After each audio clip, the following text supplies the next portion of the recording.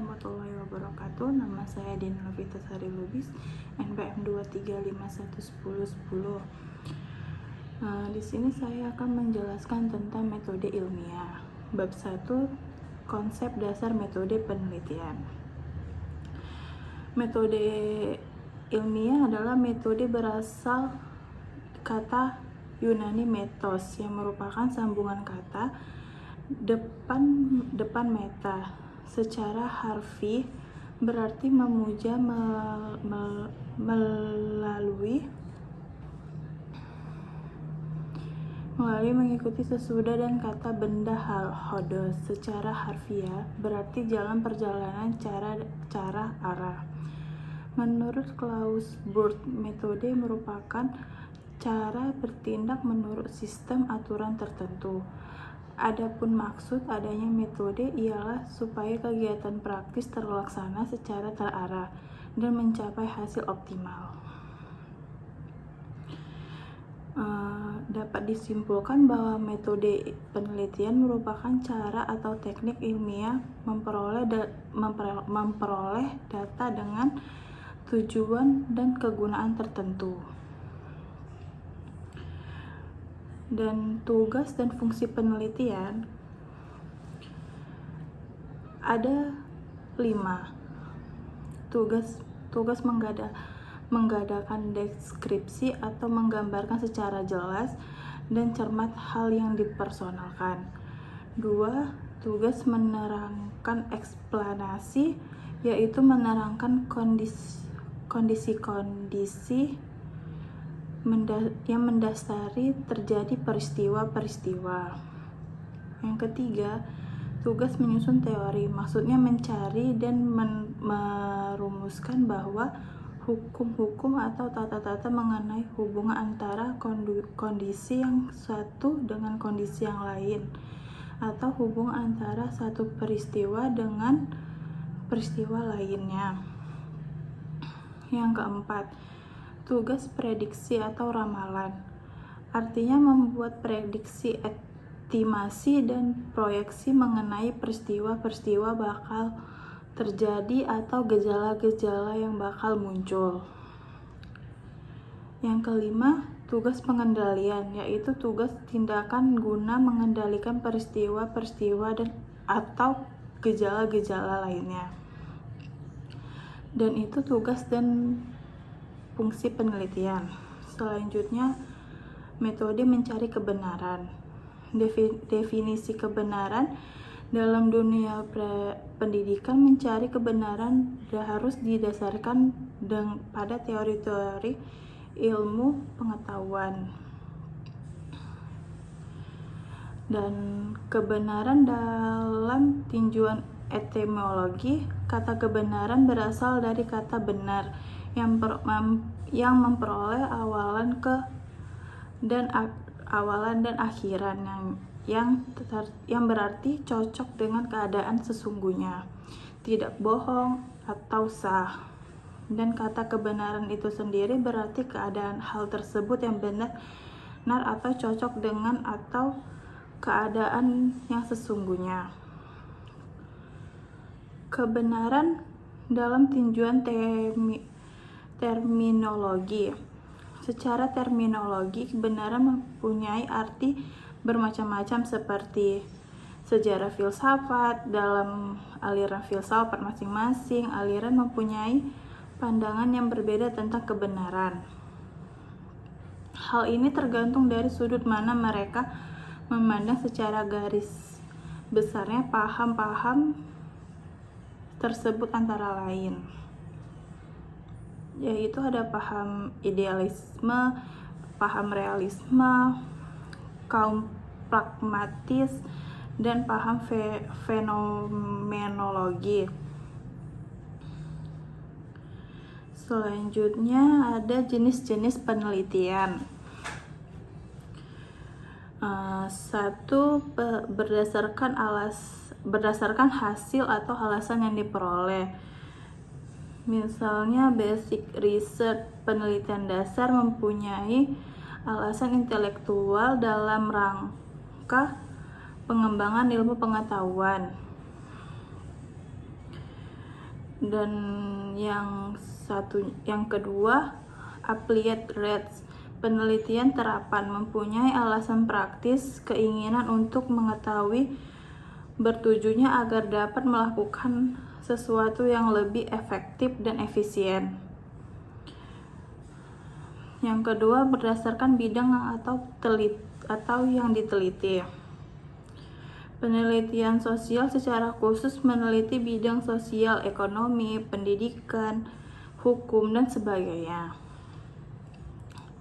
Penelitian eksakta secara khusus meneliti bidang eksakta, kimia, fisika, teknik, dan sebagainya. Dan yang ketiga, berdasarkan tempat penelitian. Itu ada 3 macam. Penelitian lapangan, penelitian perpustakaan, dan penelitian laboratorium. Yang keempat, berdasarkan teknik yang digunakan.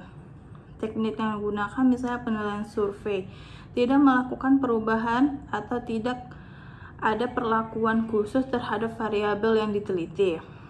Yang kedua, penelitian percobaan, dilakukan perubahan atau ada perlakuan khusus terhadap variabel yang diteliti. Berdasarkan keilmiaan, penelitian ilmiah menggunakan kaidah ilmiah, mengemukakan pokok pikiran, menyimpulkan dengan melalui prosedur yang sistematis dengan menggunakan pembuktian ilmiah atau meyakinkan. Dan jenis-jenis data penelitian ada jenis penelitian objektif, relevan, sesuai perkembangan, atau up to date. Dan keempat, respektatif. Jenis data yang dapat dibagi beberapa jenis merupakan sifat, skala, dan pengukuran sumbernya. 1. Jenis data berdasarkan sifat terbagi 2, yaitu data kuantitatif dan data kualitatif. Dan jenis berdasarkan skala pengukurannya ada data skala nominal dan data skala ordinal. Dan satu lagi data skala rasio, data skala interval, dan itu saja. Dan jenis data berdasarkan sumbernya itu ada data primer dan data sekunder. Dan kelebihan dan kelemahan data dari primer adalah kelengkapan dapat disesuaikan dengan selera dan ketertarikan penelitian. Yang kedua, hasil penelitian mencerminkan objektivitas di lapangan sehingga sulit untuk dimanipulasi secara statistik. Yang ketiga, lebih terkini karena tema yang diteliti hal yang baru terjadi saat ini. Yang keempat, relevan sesuai dengan kondisi dan keadaan saat ini. Sedangkan kelemahan dari data primer, 1. Pengambilan dan membutuhkan waktu yang lama. Yang ketiga, memakan biaya dan tenaga yang besar karena ada biaya pengeluaran yang tidak terduga, tergantung kondisi yang terjadi di dalam lapangan. Yang ketiga, sampel tidak valid. Ini berlaku ketika penelitian dalam mengalami pengambilan sampel yang tidak tepat. Karena sampel yang salah bisa jadi jawabannya tidak objektif dan tentu saja akan mempengaruhi hasilnya. Data sekunder itu kelebihan dan kelemahannya ada. Kelebihannya, pengambilan data lebih murah jika diambil dengan cara komersil. Yang ketiganya, pengambilan data tidak memakan waktu yang lama dan pengambilan data dapat diakses secara gratis. Kekurangannya, jika tidak pandai dan teliti. Data yang kita dapat bisa ditinggalkan zaman, maka itu pengambilan data dilihat berdasarkan tahun publikasi. Semakin ketinggalan zaman, dianggap kurang mengikuti zaman dan tidak relevan.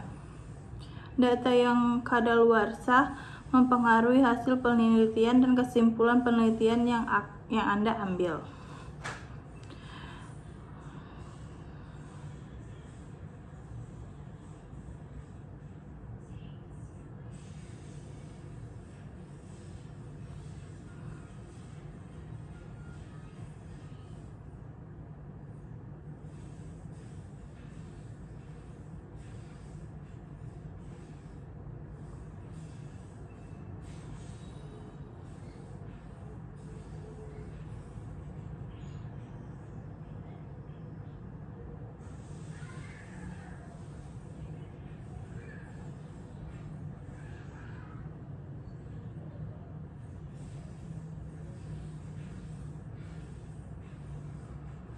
Dan di sini jenis penelitian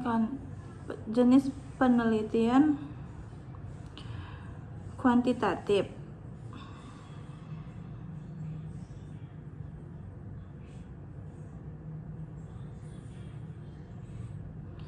Di sini jenis penelitian kualitatif. Studi kasus, pendekan atau studi kasus yang bersifat kualitatif, case study. Yang kedua, penelitian fenomenologis. Yang ketiganya, penelitian etnografis. Yang keempatnya, penelitian growth theory. Yang kelimanya, penelitian analisis naratif. Yang keenam ada penelitian krisis. Dan yang ketujuh adalah penelitian historis. Dan sedangkan metode penelitian kuantitatif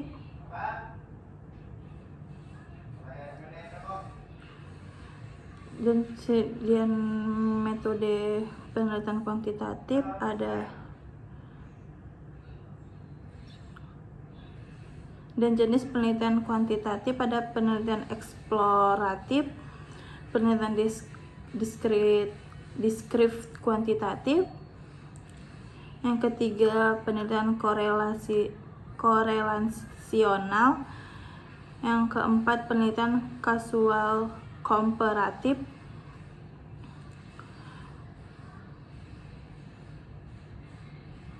Dan kelima, penelitian tindakan. Yang keenam, penelitian eksperimen.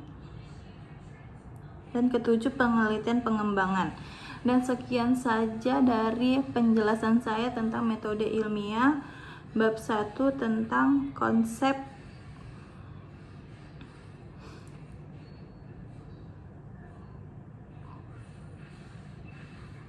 Dan segitu saja penjelasan saya tentang bab 1 konsep dasar metode penelitian. Sekian, terima kasih. Assalamualaikum warahmatullahi wabarakatuh.